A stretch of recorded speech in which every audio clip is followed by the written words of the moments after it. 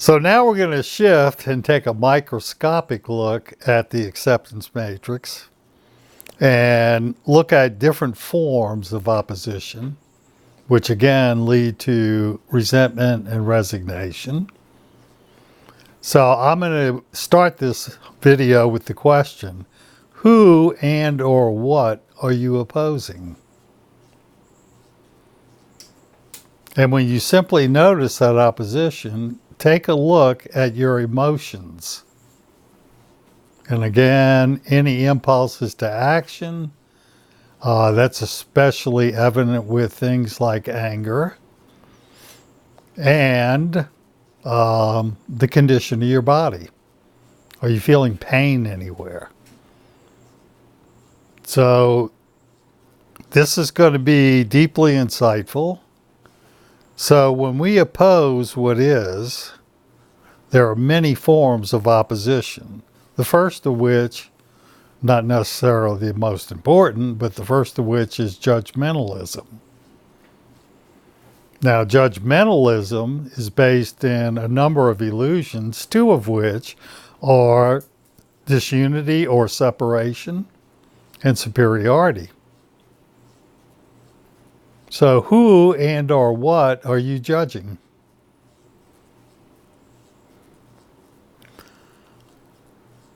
The next form of opposition is denial. When I was in AA, one of the things that was said that was impressive to me is denial is the hallmark of alcoholism. And I'll extend it to say that denial is the hallmark of all addiction. The third of which that I've engaged in my life is attempts to control. When we're attempting to control the other or others, what we're doing is saying, I am the producer, the director, and the script writer for your life. Well, good luck with that. What that does is violate part of our essential nature, which is we are free. So when people are experiencing our attempts to control them, they'll rail against us, or they'll go into a state of resignation or many other moods. The next is ignorance. And by ignorance, I do not mean stupidity. What I really mean is that it's closely related to denial. That I do not want to see this in myself when we know the truth. And again, if we look at addiction, we can see that ignorance is at play. The next form of opposition is comparison, based in better and worse. So I'm better than you, I'm superior to you, and there's the illusion of superiority. Next is withdrawal. So some parents that I'm aware of use withdrawal to punish their children. So I'm just going to move away from you. And on a very deep level, it communicates, you don't exist. Aggression. Another devastating form of opposition. So if you look at the nature of war, it's based in aggression. And to aggress upon another is really an act of violence. And a subtle form of opposition is interrogation. So interrogation usually looks like, I'm going to question you to the point where you can expose yourself in a way that I can criticize you.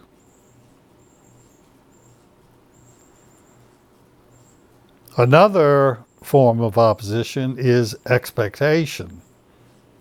So one of the foundational understandings in this program is it's our expectations that deprive us of joy. So if you look at it relationally, you might simply notice that you do have expectations of the other, and it usually winds up in disappointment and conflict.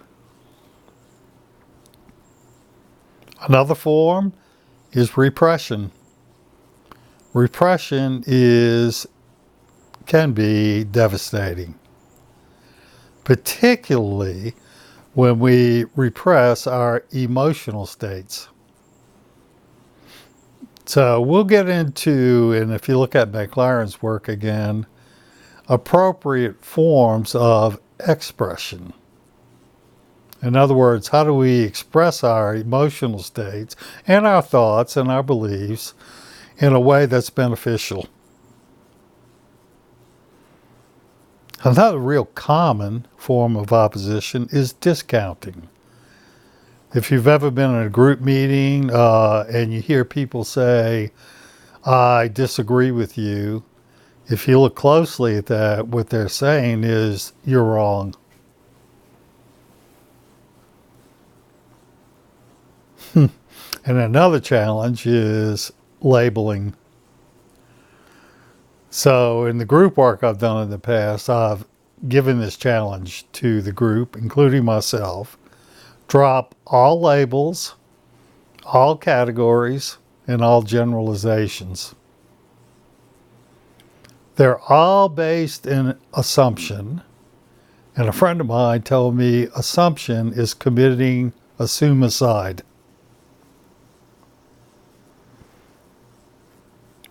Another form is reaction.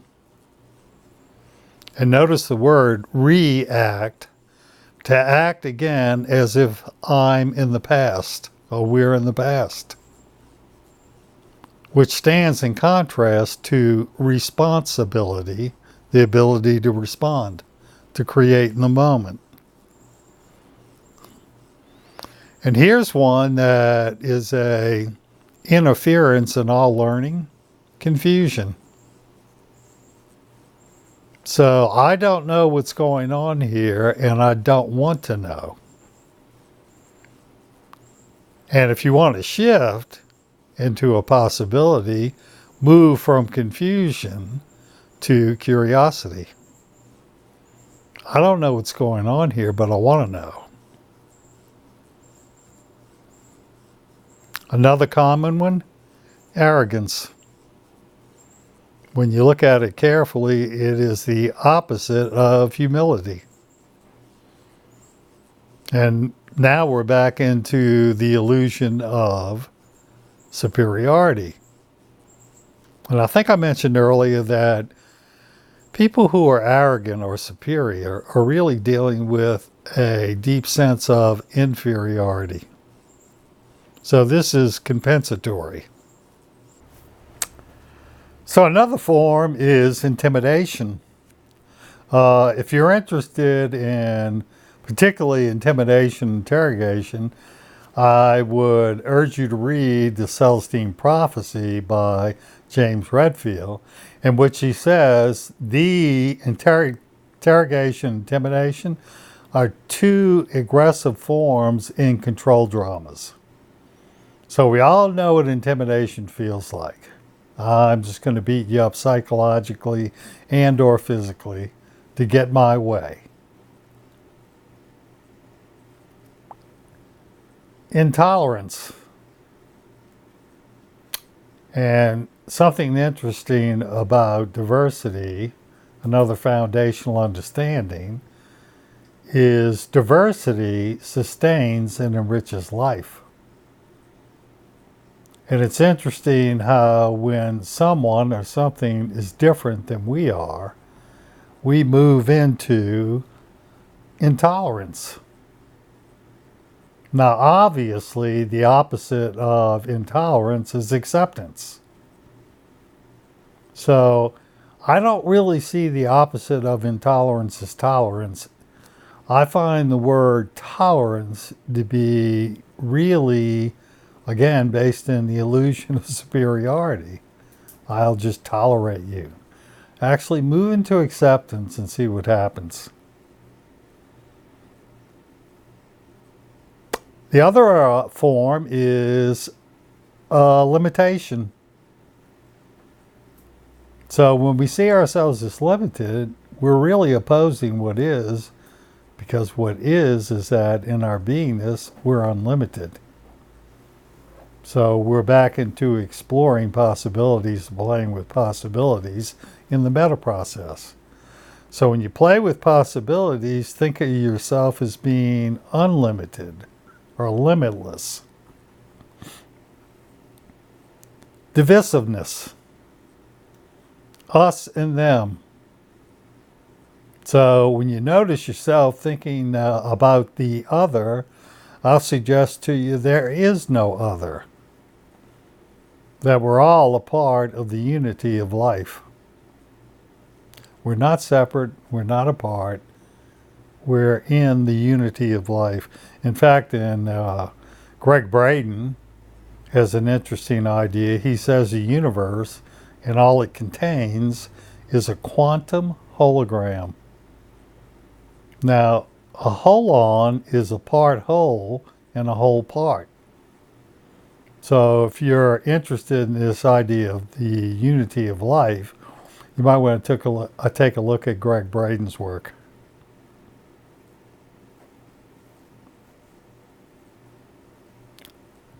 Another form is competition. Now, I did some etymological research, and I found in the Greek culture, the ancient Greek culture, that competition meant to bring out the best in the other. If we look at our social institutions, and unfortunately, including schooling, it's based in competition. And that comes across in the form of grading. A students, B students, C students, or the average student. There's no such thing as the average student. Boredom is another form of opposition. Boredom is really egocentric. That there's nothing interesting for me here. So another thought about that would be, everything's interesting. Let's see what I can find out. Let me be curious. And by the way, boredom is a mood of not learning. If you notice that you're bored, you might want to shift into perplexity. I'm not necessarily interested right now, but I can get curious. After all, life is interesting. Attachment. So I'll relate this back to expectations, the full expression, and I think I got this from Conversations with God, or maybe Buddhism, or both. It's our expectations that deprive us of joy, our attachment to outcomes that deprive us of peace of mind. So when we're deprived of peace of mind, we're in opposition. Negation. That comes across in our communication, where we negate the other. And I'll go back to the earlier thing I said, where I say to someone, I don't agree with you. Well, that's negating. Or you need to look at this differently. That's negation. Or in the most extreme form, you don't know what you're saying. Here's another very common one, manipulation. I'm going to try to move you around in order to satisfy my needs. And often that's done in communication, sometimes in the rearrangement of objects, to manipulate the world the way I want it to be. Aggression, and we already talked about that with intimidation. So I'll aggress upon you in order to get my way in life. categorizing, and again, I mentioned that earlier when I said, and here's a challenge. For 1 week, simply notice when you're labeling, categorizing, and generalizing, and shift out of it into acceptance of what is and acceptance of possibilities. In my experience with this, I love to watch the birds at my bird feeder. And I started thinking, I'm labeling that bird a cardinal or a blue jay or titmouse or whatever. What if I dropped the label and just looked at the creature? And what I started experiencing was beauty.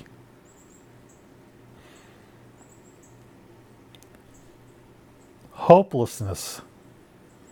I did some work with a big educational model that did some research in schools with kids and teachers and administrators.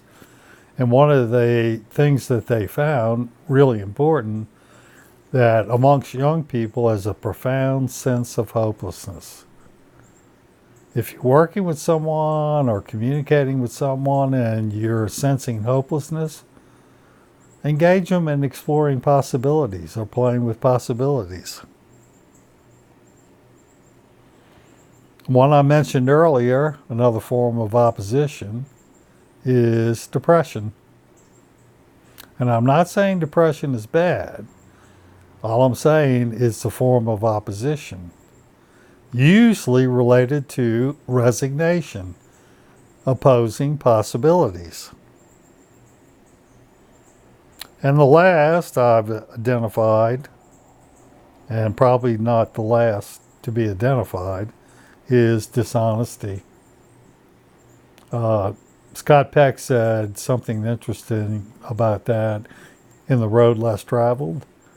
The withholding of the truth is always potentially a lie. So we're going to talk in the future about honesty and talk about the 5 levels of truth-telling coming from conversations with God. So now we're going to turn our attention to the good news and look at the features of acceptance. When we accept what is, we're peaceful. When we accept possibilities, we are compassionate. So here are some of the features of acceptance. When we are accepting, we are unbounded. There are no more limitations. Now, how would that feel? Unbounded, unlimited. We're also present. In the future, we're going to notch up simply notice to the witnessing presence. And obviously, I don't mean we're physically present. I mean that we are tuned to the other, including nature. We are now responsive versus reactive. Again, reaction is based in the past. There's 3 wonderful lessons in A Course in Miracles. Of course, they're all wonderful to me. And they go like this. I am not upset for the reason I think. I am upset because I see something that's not there. Followed by, I see only the past. Reaction is based in the past. Responsiveness is based in the present. It's creation in the present. When we are accepting, we're also living on purpose. So we have a purposeful existence. And we have a clear sense of purpose. I mentioned in a previous video, we're going to look at a framework called Ikigai that clearly points to our purpose. When we look at acceptance and related to moods of learning, I can give you several moods of not learning. Resentment, there's no learning.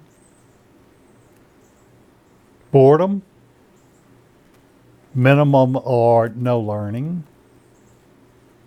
And then we move into the highest forms of learning, which are perplexity. Perplexity says, I don't know what's going on here, but I want to know. So now we're curious. And the two highest forms of learning are, and these are two features of acceptance, wonder and awe. So we might be, and I know a number of people like this, that are in a state of wonder and awe at the mystery of life.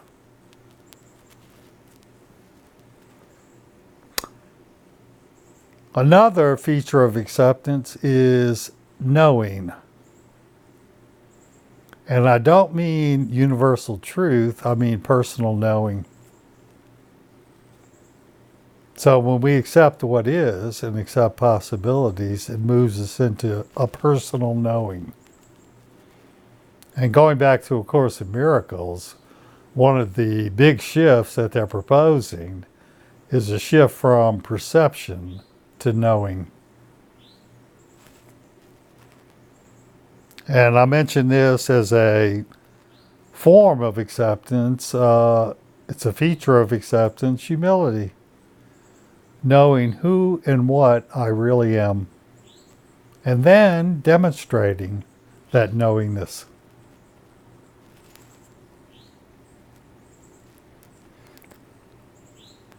Another form is full consciousness.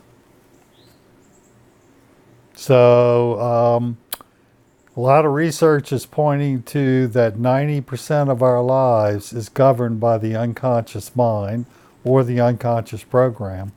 Some people like to call it the subconscious. That's fine. So when we come into full consciousness, we're in acceptance, or when we're in acceptance, we're in full consciousness.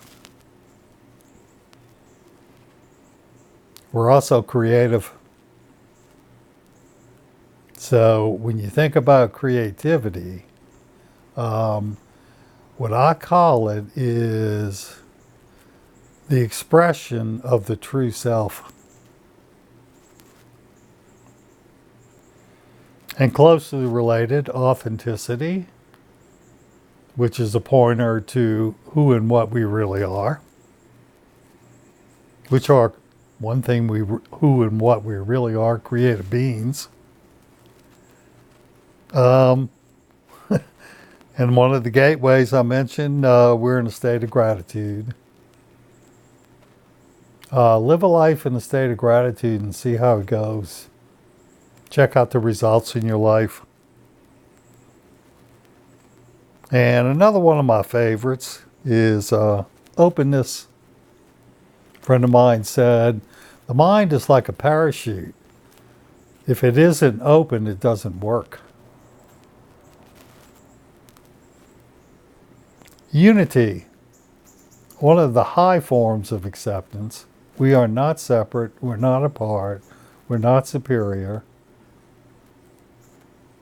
In fact, if the world wanted to do one thing, that would be my recommendation, to recognize the unity of all life, including the natural world or the other than human world, which really isn't other. Forgiveness, forgiving. So several things about forgiveness. One is a repetition of an earlier video. Life is not forgetting, it's forgiving. Life is not forgetting, it's forgiving. And another important idea from A Course in Miracles, hang on to this one.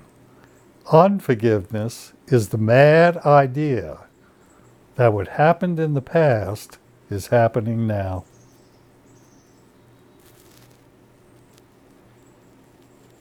And last, and probably not the final word, is cooperation. That goes back to the idea that competition is a form of opposition. There are some theorists that are now talking about that evolution is cooperative, not competitive.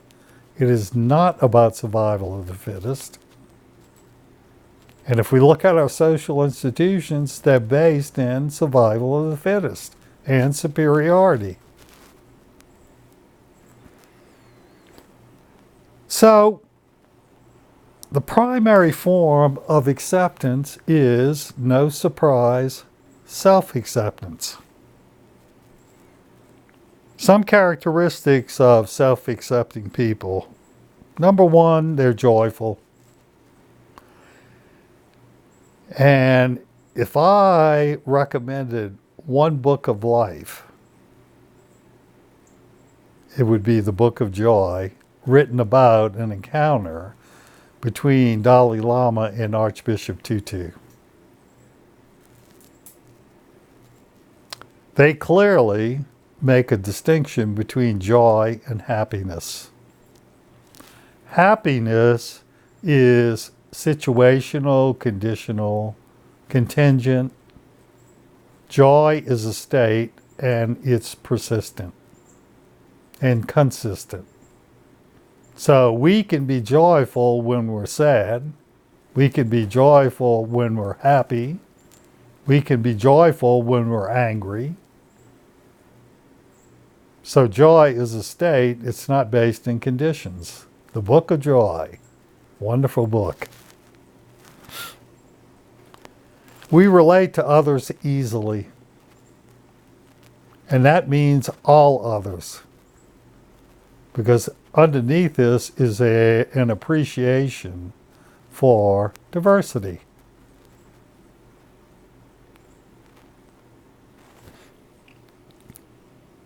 We're open to being loved and complimented. It's amazing the number of men in particular that don't know how to accept compliments. They sort of dismiss them. I've seen that live in everyday life. They're empowered to be their true self. So another feature of acceptance is people who are able to laugh at themselves. In other words, lighten up. Lightening up is a state of enlightenment. And part of that laughter can be directed at our mistakes. So when we recognize our mistakes, we can do things like forgive, make amends, etc.